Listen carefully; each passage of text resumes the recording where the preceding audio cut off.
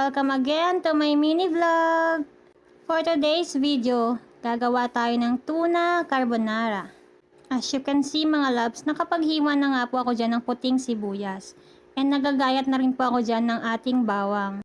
Hihiwain ko lang po yan ng maliliit. Chinap chap chap chap ko, ganon. After ko ma-prepare yung ating sibuyas at bawang, niready ko na rin po yung ibang ingredients. Nag-start na rin ako magpakulo ng tubig and naglagay ako ng mantika at ng asin. After ilang minuto, nang kumulo na yung ating tubig, ilalagay ko na yung ating pasta. Pakukuluan ko nga lang po yan ng 10 to 12 minutes. And yun na nga mga loves, after 10 to 12 minutes, hahanguin ko na po yung ating pasta nung okay na. Isa-set aside ko po muna yan. After ko nga pong ma-set aside yung ating pasta, mag-start na rin po akong gumawa dyan ng sauce.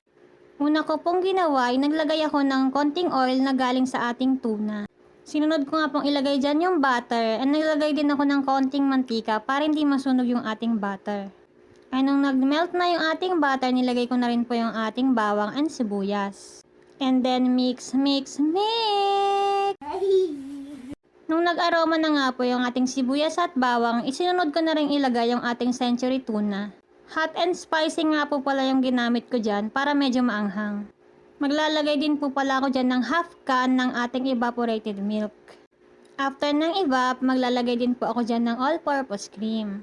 And then, mix, mix, mix! Nung okay na nga po, maglalagay po ako dyan ng tubig. Yung inilagay ko palang tubig po dyan is yung pinagkuluan ng ating pasta para medyo may lasa na siya. Maglalagay din po ako dyan ng pamintang pino.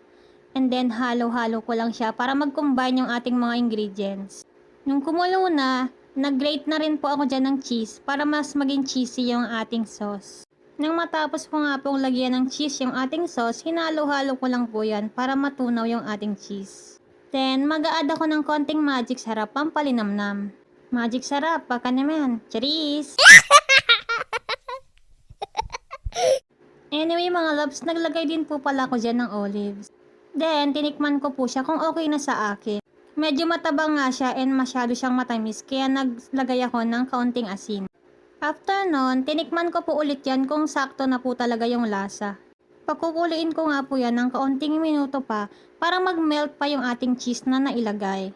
Then finally, luto na ang ating sauce. And then, nung luto na nga po yung ating sauce, nagpatulong nga po ako dyan sa aking mister na isalin yung ating sauce dyan sa ating pasta. Nung maisalin na, ano pa nga ba kundi mix, mix, mix! Imimix lang po natin yan hanggang sa ma-absorb na ng pasta yung ating sauce. And finally, mga loves, luto na ang ating carbonara. Spicy tuna carbonara nga po pala yan. Walang magki-crave for today's video. Charis! Thank you for watching mga loves. Bye!